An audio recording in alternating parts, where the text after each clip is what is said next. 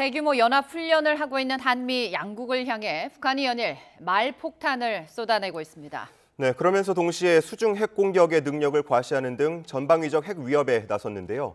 봉영식 연세대 통일연구원 전문연구위원과 함께 이 내용 짚어보겠습니다. 어서 오십시오. 안녕하십니까. 네. 지금 한미연합 쌍용훈련 진행되고 있는데 다음 달 3일까지 지금 계속됩니다. 북한이 오늘도 또 맹비난을 쏟아냈는데 이렇게 민감한 반응을 보이는 이유가 있겠죠? 예, 그렇습니다. 먼저 그 트럼프 행정부 때 그리고 문재인 정부 때 북한에 대해서 일단 유화적인 제스처를 취하면서 대화를 통한 한반도에서 실질적인 긴장 완화와 최종적인 비핵화를 추진한 적이 있습니다. 네. 그 대가로 몇 년 동안의 한미연합훈련은 사실상 중단이 되었었죠. 네. 그렇기 때문에 19년 2월 하노이에서 이제 북미 회담이 결렬된 다음에는 북한 입장에서는 더 이상 미국을 믿을 수 없다. 우리는 결국에는 핵 자위력을 확보를 해야만이 미국이 우리의 요구를 들어줄 것이다.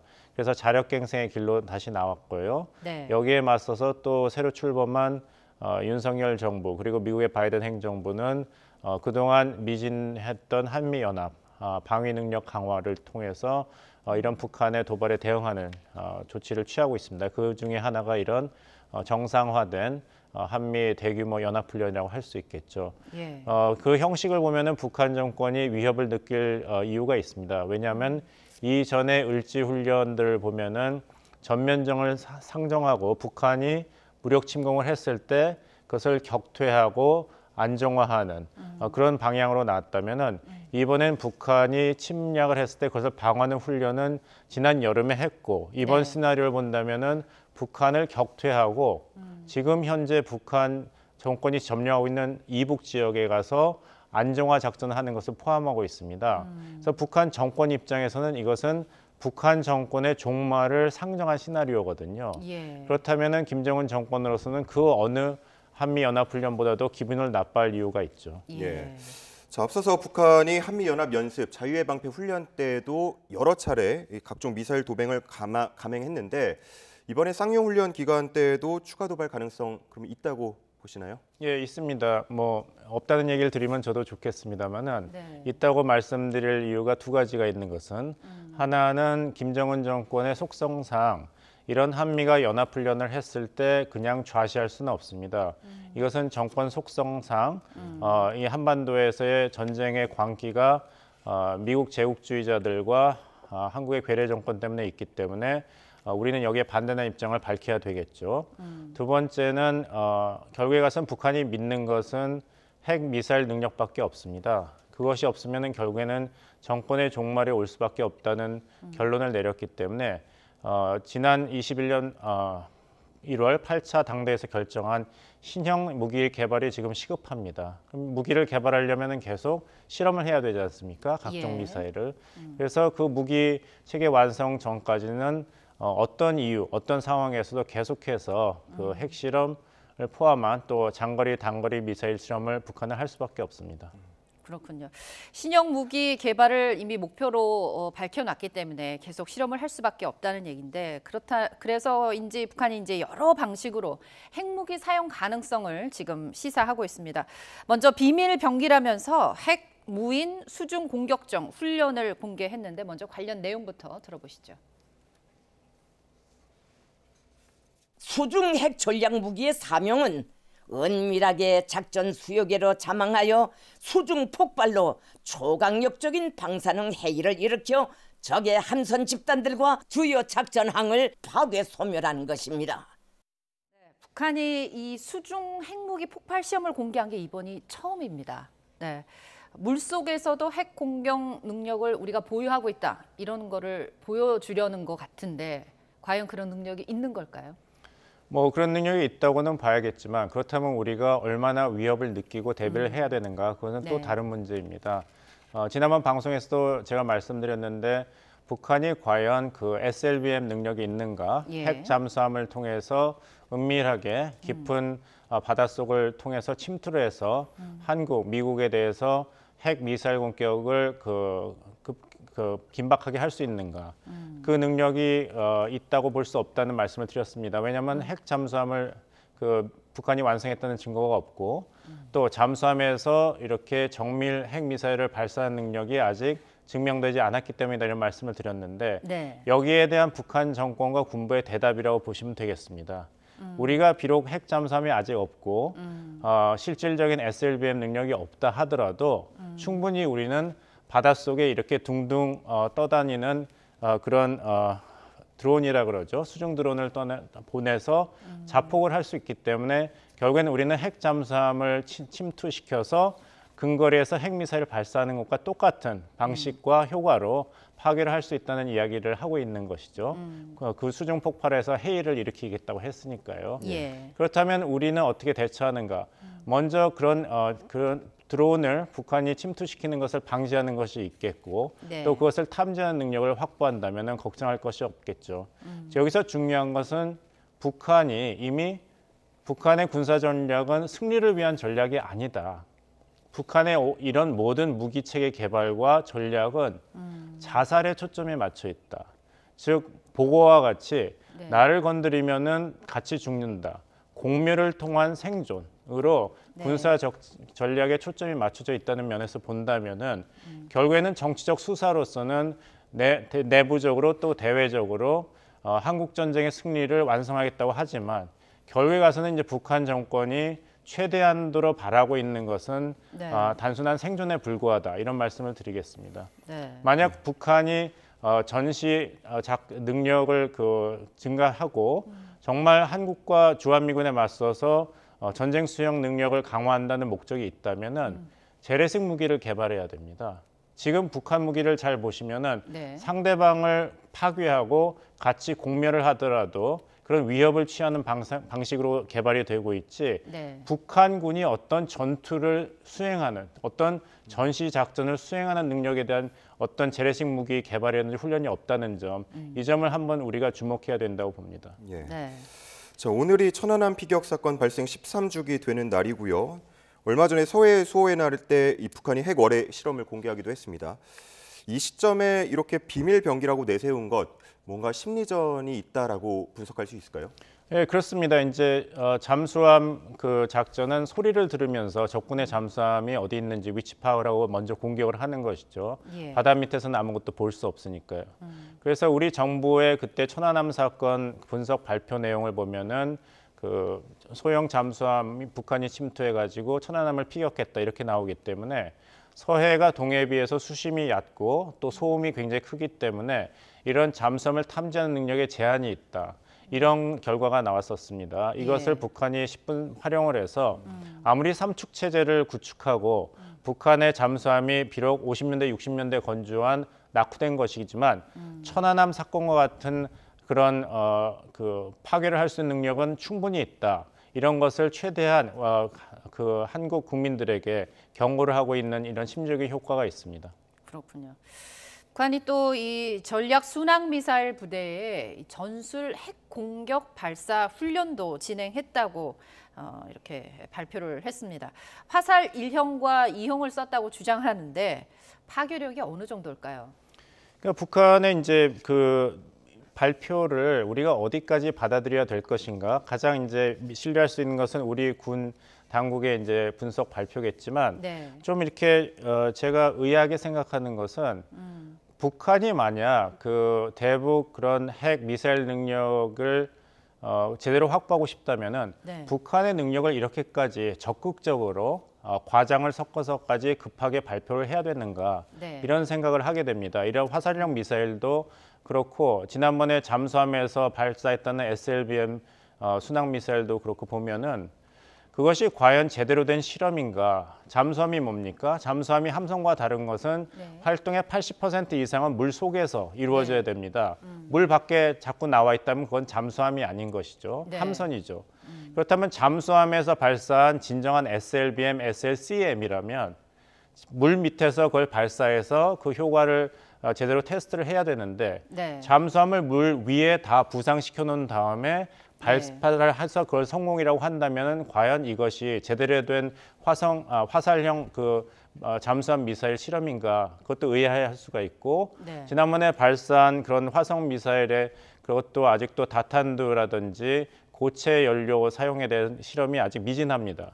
근데 섣불리 이런 걸 공개한다는 것은 이미 북한이 화성 17형 ICBM을 고체 연료를 사용하고 또 대기권 재진입 기술도 확보했다는 것을 적군이 믿어주기를 바라는 식의, 어떻게 보면 굉장히 밀어붙이기식의 이런 위협이라고 볼 수 있는데, 이것을 역설적으로 분석해 본다면 그만큼 북한이 삼축 체제에 대한 두려움을 느끼고 있고, 어서 빨리 어떤 이유에 관해서도 미국과 한국이 북한의 이런 미사일 능력에 대해서 굉장히 치명적인 위협감을 느껴서 커다란 양보를 할 것을 강요하고 있는 식의 전략이라고 보기 때문에 어떻게 본다면 김정은 정권이 지금 전략 자산이 제대로 갖춰지지 않고 부족한데도 불구함에도 불구하고 굉장히 그 독려를 하는 그런 모양새를 보이고 있습니다.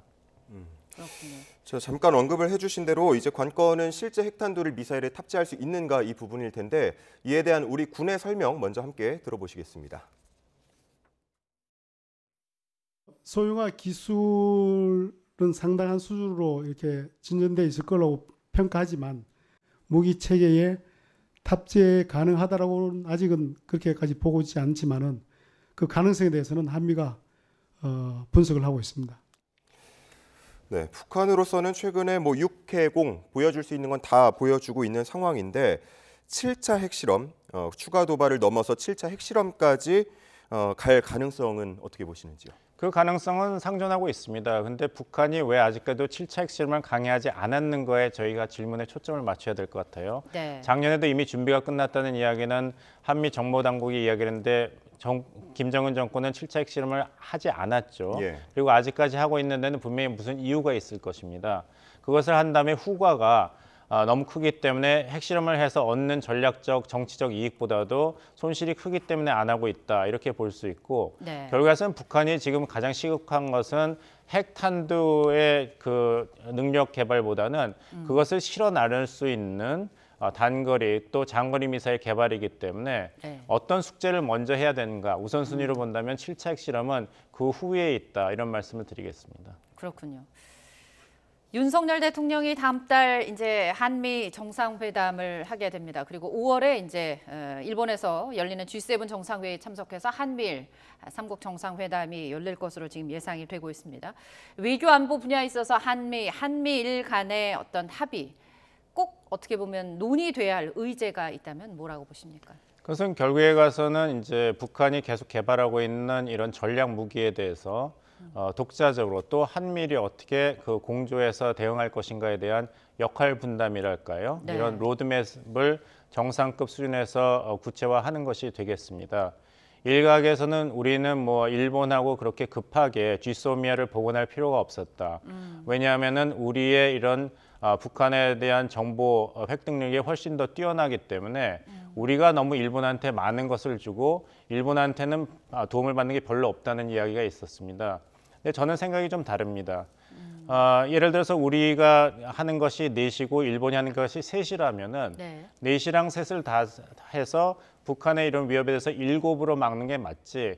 우리가 4시고 일본이 3시니까 그걸 안 하고 우리 넷을 쓰는 게 4시 셋보다 더 크니까 그 쥐소미아 없이 하는 게 맞다. 이런 논리는 사실 그 한국을 북한의 위협으로부터 지킨다는 면에서 본다면은 그렇게 이제 합리적인 그런 논지는 아니라고 생각합니다. 예. 결국에는 이렇게 북한의 핵 미사일 위협이 고도화되고 아까 국방장관이 이야기했던 대로 우리가 모든 가능성을 열어놓고 그것에 대해 대비를 한다면은 네. 결국에는 우리가 쓸 수 있는 가용할 수 있는 모든 전략 자산, 일본 것을 포함해서 그것을 사용하는 것이 더 합리적인 방안이 아닐까 생각하고, 그런 면에서 본다면 이제 4월에 이제 한미 정상회담에서도 어떤 구체적인 방안이 나올 것이고, 네. 또 5월에 히로시마 G7 회의를 계기로 한미일 안보 공조가 새로운 장을 맞이한다면은 결국에선 북한이 아무리 핵 미사일 능력을 고도화한다더라도 우리가 그 방패, 창에 막 쓰는 방패를 강화한다면은 결국에 전략의 균형점은 한국한테 유리한 쪽으로 계속 유지될 것이다 말씀드리겠습니다. 예.